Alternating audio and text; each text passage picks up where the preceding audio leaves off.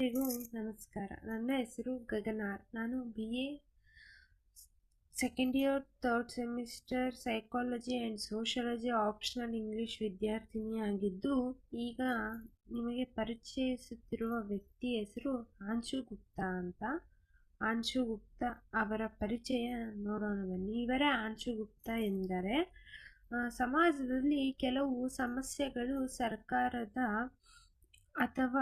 ಸರ್ಕಾರ ಅಥವಾ ದೊಡ್ಡ ಸಂಸ್ಥೆಗಳು ಮಾತ್ರ ಪರಿಹರಿಸಬಹುದು ಎಂದು ನಾವು ಭಾವಿಸಿದ್ದೇವೆ. ಅಂದರೆ ಸಾಮಾಜಿಕ ಉದ್ಯಮಿಗಳು, ಸೋಷಿಯಲ್ ಎಂಟರ್ಪ್ರೈಸಸ್ ಹೊಸ ರೀತಿಯಲ್ಲಿ ಸಮಾಜದ ಸಮಸ್ಯೆಗಳನ್ನು ಪರಿಹಾರ ಹುಡುಕಿದ್ದಾರೆ. ಇಂತಹದ್ರಲ್ಲಿ ಪ್ರಮುಖರಾದವರು ಆಂಶು ಗುಪ್ತರು ಸಹ ಒಬ್ಬರು. ಗೋಂಜ್ ಸಂಸ್ಥೆಯು ಸಹ ಇವರು ಪ್ರಾರಂಭಿಸಿದರು. ಇವರ ಜನನ ಬಂದು 1970ರಲ್ಲಿ ಉತ್ತರ ಪ್ರದೇಶದ ಮೆರೂಟ್ ಎಂಬ ನಗರದಲ್ಲಿ ಇವರು ಜನಿಸಿರುತ್ತಾರೆ. ಶಿಕ್ಷಣ Indian institute of mass communication, double mass, new Delhi. ಇವರು ಕಮ್ಯುನಿಕೇಷನ್ ಮಾಸ್ ಸಹ ಕಮ್ಯುನಿಕೇಷನ್ ಡಬಲ್ MC ಸಹ ಇವರು ದೆಹಲಿಯಲ್ಲಿ ಮುಗಿಸಿರುತ್ತಾರೆ. ಕಮ್ಯುನಿಕೇಷನ್ ಪದವಿಯೂ ಸಹ ಇವರು ಮಾಡಿರುತ್ತಾರೆ. ಆರಂಭದಲ್ಲಿ ಪತ್ರಕರ್ತರಾಗಿದ್ದರು. ನಂತರ ಸಾಮಾಜಿಕ ಕಾರ್ಯತತ್ವಕ್ಕೆ ಇವರು ಹಿಂತಿರುಗಿದರು.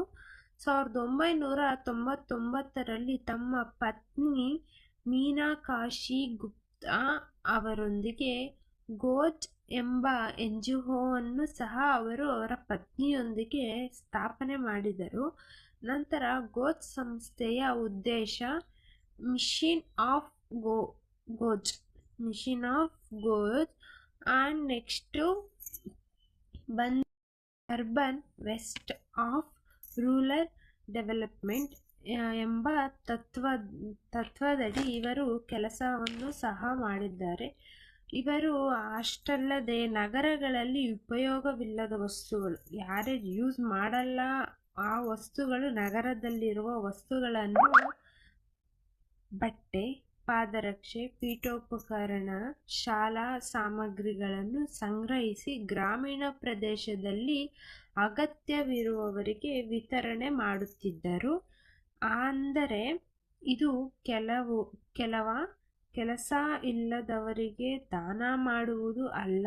ಗ್ರಾಮಸ್ಥರು ತಮ್ಮ ಊರಿನ ಅಭಿವೃದ್ಧಿಗೆ ಕೆಲಸ ಮಾಡಿ ಗೌರವದೊಂದಿಗೆ ವಸ್ತುಗಳನ್ನು ಪಡೆದುಕೊಳ್ಳುತ್ತಾರೆ. ಗ್ರಾಮೀಣ ಜನರು ತಮ್ಮ ಪ್ರದೇಶದ ರಸ್ತೆ, ನೀರಿನ ಕಾಲುವೆ ಅಥವಾ ಶಾಲಾ ನಿರ್ಮಾಣಕ್ಕೆ ಶ್ರಮ ನೀಡಿರುತ್ತಾರೆ. ಅಲ್ಲಿನ ಗ್ರಾಮೀಣ ಜನರು ಅಷ್ಟೇ ಅಲ್ಲದೆ ರಸ್ತೆಗಳನ್ನು ತಯಾರಿಸಲು, ನೀರಿನ ಕಾಲುವೆಗಳನ್ನು ತಯಾರಿಸಲು, ಸ್ಕೂಲ್ಗಳನ್ನು ಸಹ ಕಟ್ಟಿಸೋಕ್ಕೆ ಅವರು ಶ್ರಮ ಬಿದ್ದು ತಯಾರು ಮಾಡಿರ್ತಾರೆ. ಅಷ್ಟಲ್ಲದೆ ಮಹಿಳೆಯ ಸಬಲೀಕರಣ ಮತ್ತು ಮಾನಸಿಕ ಸ್ವಚ್ಛತೆಯ ಕುರಿತು ಜಾಗೃತಿ ಕಾರ್ಯಕ್ರಮವನ್ನು ಸಹ ಅವರು ಮೂಡಿಸಿರುತ್ತಾರೆ. ತ್ಯಾಜ್ಯ ಉಡುಪುಗಳಿಂದ ತಯಾರಿಸಿದ ಸ್ಯಾನಿಟರಿ ಪ್ಯಾಡ್ಸ್ ವಿತರಣೆಯ ಮೂಲಕ ಆರೋಗ್ಯ ಮತ್ತು ಗೌರವ ಅಭಿಯಾನ ಕೂಡ ಸಹ ಅವರು ನಡೆಸಿರುತ್ತಾರೆ. ಪ್ರವಾಹ ಇಂಥದ್ದೇ ಆಗಿರಲಿ, ಭೂಕಂಪವಾಗಿರಲಿ ಇತ್ಯಾದಿ ಸಂದರ್ಭದಲ್ಲಿ ತುರ್ತು ನೆರವು ಎಂಥದ್ರಲ್ಲಾದರೂ ಸಿಗಲಿ ಅನ್ನೋದೇ ಅವರ ಉದ್ದೇಶವಾಗಿದ್ದು, ಇವರಿಗೆ ಸಹ ಪ್ರಶಸ್ತಿಗಳು ಸಹ ಇವರಿಗೆ ಲಭಿಸಿದೆ. ಇವರಿಗೆ ಸಿಗುವ ಪ್ರಶಸ್ತಿ ಮತ್ತು ಗೌರವಗಳು ಸಹ ಸಿಕ್ಕಿದೆ. ಇವರಿಗೆ ಕೊಡುವ ಸಾಂಸ್ಕೃತಿಕ ಪರಿವರ್ತಿಸುವುದಲ್ಲಿ ಸೃಜನಶೀಲ ದೃಷ್ಟಿಯಿಂದಾಗಿ ರಾಮನ್ ಮ್ಯಾಗ್ಸೆಸೆ ಪ್ರಶಸ್ತಿಯು ಸಹ ಇವರಿಗೆ 2015ರಲ್ಲಿ ಸಿಕ್ಕಿದೆ.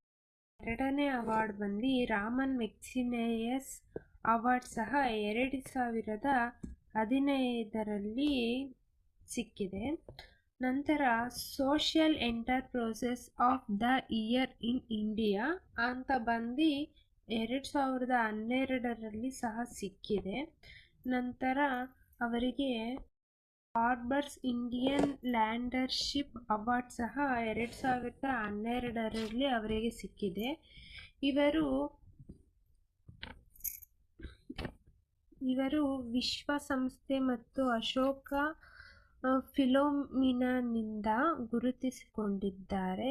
ಇವರ ಸ್ವರೂಪ ಬಂದು ಅವರ ಸಂದೇಶ ಸ್ವರೂಪ ದಾನಕ್ಕಿಂತ ಗೌರವ ಮುಖ್ಯ. ಪ್ರತಿಯೊಬ್ಬರೂ ಸಮಾಜದ ಬದಲಾವಣೆಯ ಭಾಗವಾಗಬಹುದು.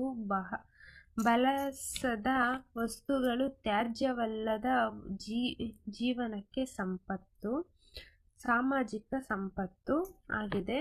ಇವರ ಕಾರ್ಯಕ್ರಮ ನಮಗೆ ಒಂದು ಪಾಠ. Change beginnings with small acts. Okay, ನಮ್ಮ ಸಮಾಜದಲ್ಲಿ ಪ್ರತಿಯೊಬ್ಬ ತಮ್ಮ ರೀತಿಯಲ್ಲಿ ಸಾಮಾಜಿಕ ಉದ್ಯಮಿಯಾಗಿರಬಹುದು. Thank you so much. ಧನ್ಯವಾದಗಳು.